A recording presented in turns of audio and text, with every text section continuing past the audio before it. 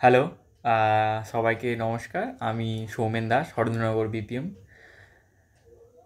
আজকের আমরা পোস্ট অফিসের আরও একটি স্কিম, যেটার নাম হচ্ছে post office national savings recurring deposit, যেটাকে আমরা আরডি বলি। সেটা সম্পর্কে কিছু গুরুত্বপূর্ণ তথ্য জানবো এবং আর জানবো যে এই অ্যাকাউন্টটা সুদের হার কত এবং কারা কারা এই অ্যাকাউন্টটি করতে পারবে এবং অ্যাকাউন্টটিতে সর্বনিম্ন কতটা টাকা থেকে শুরু করা যায়। একটা এক্সাম্পল দিয়ে আমরা দেখব যে একজন ব্যক্তি যদি আরডি করে তাহলে তার ম্যাচুরিটি অ্যামাউন্ট কত হবে, সেটা আমরা একটা এক্সাম্পল দিয়ে আরডির ক্যালকুলেটারে দেখব। এবং এছাড়া ডিপোজিটের ক্ষেত্রে কত টাকা দিয়ে শুরু করতে হবে বইটা, এবং যদি কখনো ডিপোজিট না হয় ডিফল্ট ফ্রি সেটা কত, এবং এই আরডির এগেনস্টে কি লোন পাওয়া যাবে সেটা জানবো। এবং আমরা জানবো যে অ্যাডভান্স আমরা কি আরডির পেমেন্ট করতে পারি। আর আরও একটি গুরুত্বপূর্ণ বিষয় সেটা জানবো, সেটা হচ্ছে যে কোন কোন পদ্ধতির মাধ্যমে আমরা আরডির টাকাটা জমা দিতে পারবো। আচ্ছা, আরও একটি তথ্য জানানো হবে, যেটা হচ্ছে আপনার ম্যাচিউরিটি এবং প্রি ম্যাচিউরিটি যে জিনিসটা সেটা। তো প্রথমেই হচ্ছে যেটা আপনাদেরকে বলা, সেটা হচ্ছে আমাদের পোস্ট অফিস থেকে যে রেকারিং ডিপোজিটটা করা হয় সেটা হচ্ছে ভারতীয় পোস্ট অফিসের সবথেকে জনপ্রিয় স্কিমের মধ্যে একটি। এটি 2024-এর ইন্টারেস্ট রেট অনুযায়ী এর সুদের হার এখন দেওয়া হচ্ছে, সেটা হচ্ছে 6.7, যেটা 6.7 পার অ্যানাম। আচ্ছা, এরপর এই আরডির যে রেকারিং ডিপোজিট, এখানে সর্বনিম্ন 100 টাকা পার মান্থ, 100 টাকা দিয়ে কেউ এই অ্যাকাউন্টটা করতে পারে। পার মান্থ 100 টাকা,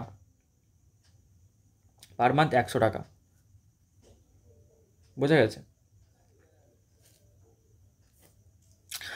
আচ্ছা, এই অ্যাকাউন্টটি রেকারিং ডিপোজিটটি করতে গেলে আপনাকে আপনার আশেপাশে যে কোনো পোস্ট অফিসে যোগাযোগ করতে হবে এবং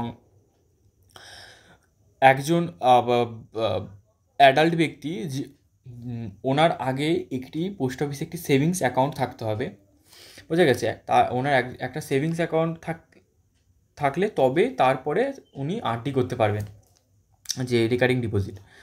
তো এরপর সেটা হচ্ছে আরডি জমা দেওয়ার জন্যে আমাদের পোস্ট অফিসে কীভাবে জমা দেওয়া যায়। প্রথমে আপনি ফিজিক্যালি গিয়ে পোস্ট অফিসে প্রত্যেক মাসের একটা নির্দিষ্ট তারিখে জমা দিতে পারবেন। 2 নম্বরে, আপনি চাইলে মাসের একটা নির্দিষ্ট তারিখে এই রেকারিং ডিপোজিটটি আপনার সেভিংস বই থেকে আরডিতে অটো ডেবিট করাতে পারেন অটোমেটিক একটা নির্দিষ্ট তারিখে।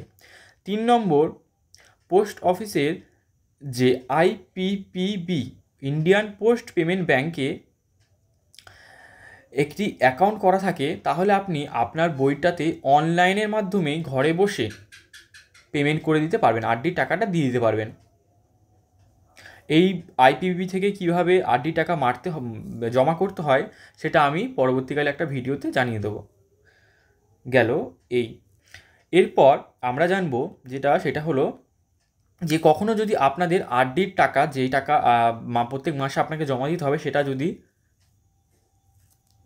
জমা দিতে না পারেন, তাহলে প্রতি 100 টাকার পেছনে আপনার 1 টাকা ফাইন হবে।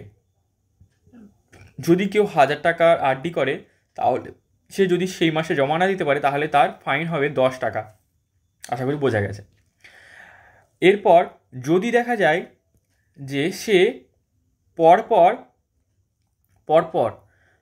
2 মাস জমা দেয়নি, তাহলে প্রথম মাসের 1 টাকা এবং তার পরের মাসে তার সাথে আরও 1 টাকা যোগ হয়ে হবে টোটাল 2 টাকা। মানে ডিফল্ট ফিটা ক্যালকুলেট করা হয়, আবার ফাইন চলে, মানে ফাইনের ওপর ফাইন চলে। মানে 500 টাকার কেউ যদি আরডি করে, প্রথম মাসে তার ফাইন জমা দিতে না পারলে তাহলে তার 5 টাকা ফাইন হবে। কিন্তু দ্বিতীয় মাস যদি সে কন্টিনিউ করে, দ্বিতীয় মাসও সে কন্টিনিউ করলো, তাহলে পরের মাসে তাকে টোটাল দিতে হবে 1000 প্লাস এই 5 টাকা, প্লাস পরের মাসে আবার তার উপর 5 টাকা অ্যাড হয়ে হবে 10 টাকা, টোটাল 1010 টাকা তাকে দিতে হবে। আশা করি বোঝা গেছে।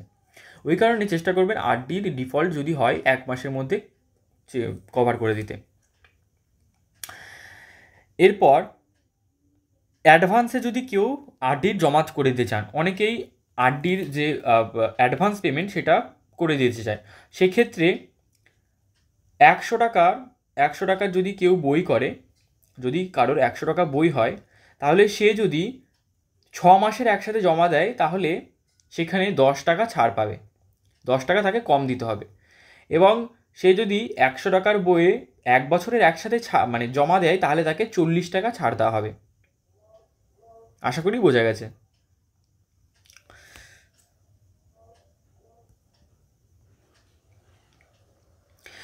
আচ্ছা, এরপর যেটা আমাদের জানার বিষয় সেটা হচ্ছে লোন। আরডি থেকে আমরা একটা লোন পেতে পারি। কিভাবে লোন পেতে পারি? আরডি জমা দেওয়ার 1 বছর পর, আরডি জমা দেওয়ার 1 বছর পর আপনি লোন নিতে পারেন। কতটা নিতে পারবেন? আপনি জমা দেওয়ার 50% লোন নিতে পারেন। এবং এই লোন রিপেমেন্ট করার জন্য আপনি পরবর্তীকালে লোনের লামসাম অ্যামাউন্টটি দিতে পারেন, কিংবা আপনি মান্থলি ইনস্টলমেন্টেও লোনটা পে করতে পারেন। এই লোনের সুদের পরিমাণ 2%।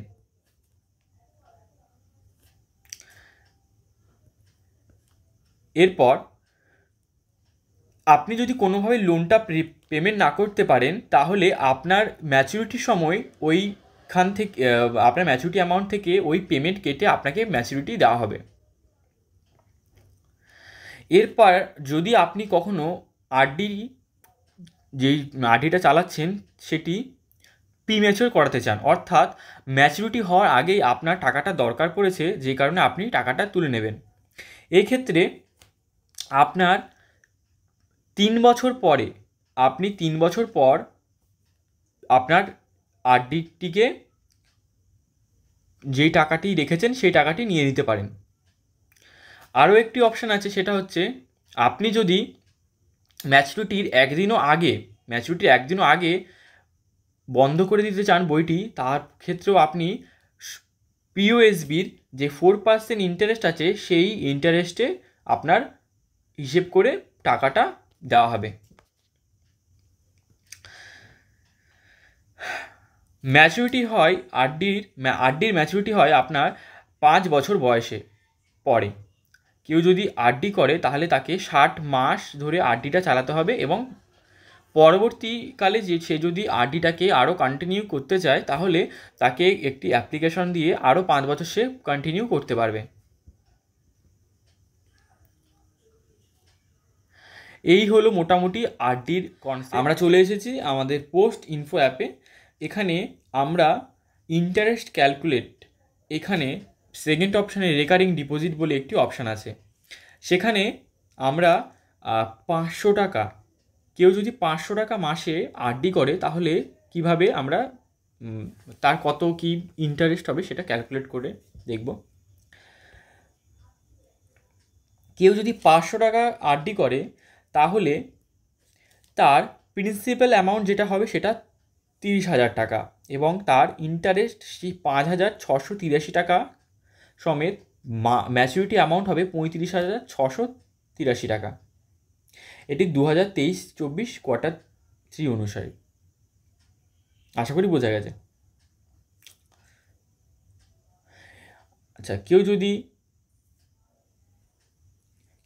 1000 টাকার আরডি করে তাহলে তার প্রিন্সিপাল অ্যামাউন্টের পরিমাণ হবে 60,000 টাকা, এবং ইন্টারেস্ট হবে 11,366 টাকা, তার ম্যাচুরিটি হবে 71,366 টাকা। তো আজকের মতো এইটুকুই। আজকে আমরা আরডি সম্পর্কে জানলাম। এরপর আমরা পোস্ট অফিসের আরও যে সমস্ত পপুলার স্কিমগুলি আছে সে সম্পর্কে জানবো। তো ভালো লাগলে ভিডিওটি একটা লাইক করবেন আর পাশে থাকবেন। নমস্কার।